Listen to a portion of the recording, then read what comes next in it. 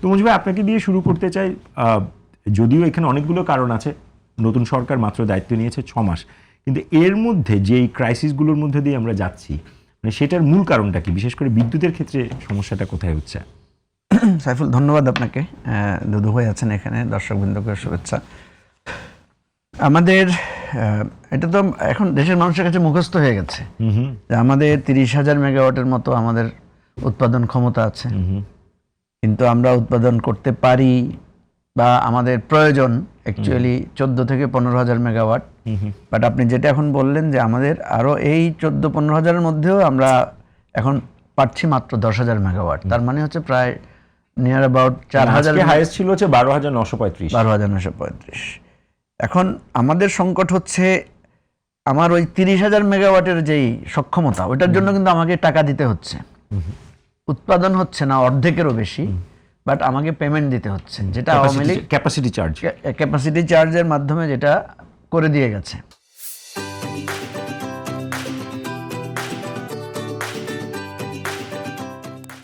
যার কারণে আমার বিদ্যুতের মূল্য অটোমেটিক্যালি কিন্তু ডাবল হয়ে যাচ্ছে। আমি যা প্রোডাকশন করতে পারছি তার চাইতে বেশি ক্যাপাসিটি চার্জ দিয়ে আমাকে করতে হচ্ছে, এটা একটা প্রবলেম।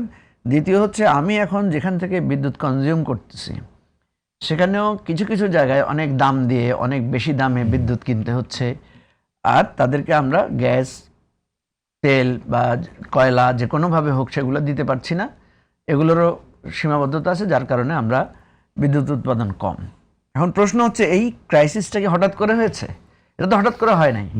আমরা সরকারকে যে কারণে সমালোচনা করছি যে আপনি তো এরকম একটা ক্রাইসিসের মধ্যেই টেক ওভার করেছেন, এবং আপনার আগে 18 মাসের একটা সরকার ছিল, তারাও কিন্তু এই জিনিসটা মানে ম্যানেজ করে এসেছে। তারা যারা ম্যানেজ করে, আমরা যেটা দেখেছি যে অন্তর্বর্তীকালীন সরকার আমলে তারা কিন্তু অনেক লোনও পরিশোধ করেছে, আবার বিদ্যুতের ঘাটতিটাও কিন্তু তারা কোনো না কোনোভাবে ম্যানেজ করে বিদ্যুতে মানুষ মোটামুটি একটু সন্তোষজনক অবস্থা ছিল।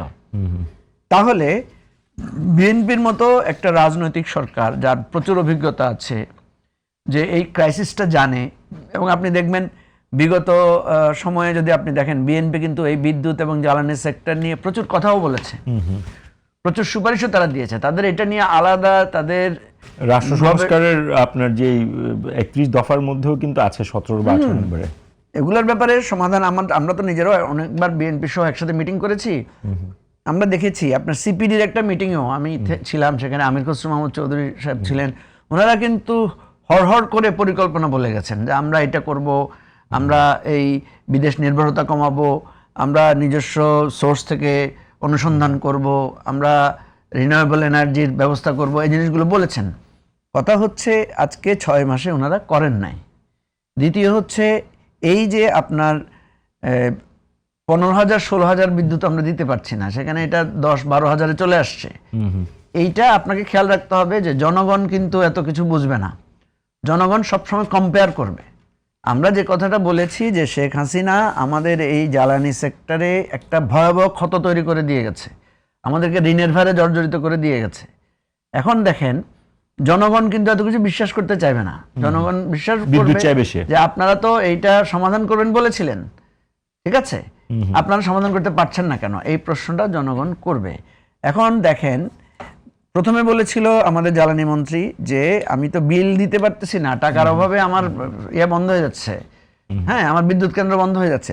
তা আপনি কিন্তু এর মধ্যে বিদ্যুতের বিল বাড়িয়েছেন, প্রায় গ্যাসের দাম বাড়িয়েছেন 16-17% বিদ্যুতের দাম কয়েকবার করে বাড়িয়েছেন, গ্যাসের দাম বাড়িয়েছেন, তেলের দাম বাড়িয়েছেন। তারপরেও যদি আপনি সমাধান করতে না পারেন, আমি কিন্তু একটা ভয়ানক পরিস্থিতি দেখতে পাচ্ছি। আপনি দেখেছেন আজকে যে পল্লী বিদ্যুৎওয়ালারা কিন্তু থানায় থানায় তারা নিরাপত্তা চেয়েছে, এবং সেটা এই কারণে টহল পুলিশ মোতায়েন করা হয়েছে। আমি কালকে রাত্রে সোশ্যাল মিডিয়াতে দেখলাম, সকালে ফজরের নামাজ পড়তে উঠে সোশ্যাল মিডিয়াতে দেখলাম প্রচুর কন্টেন্ট ক্রিয়েটর বা প্রচুর সেলিব্রিটিদেরকে আমি দেখেছি, তারা রাতের 3টা বাজে 4টা বাজে স্ট্যাটাস দিয়েছেন ঘুমাতে পারছি না, ইলেকট্রিসিটি নাই, কেউ কেউ দেখা গেল যে তাদের গায়ে ঘাম ঝরছে, সেই ছবি পর্যন্ত আপলোড করেছেন। এগুলোর কিন্তু ইম্প্যাক্ট আছে।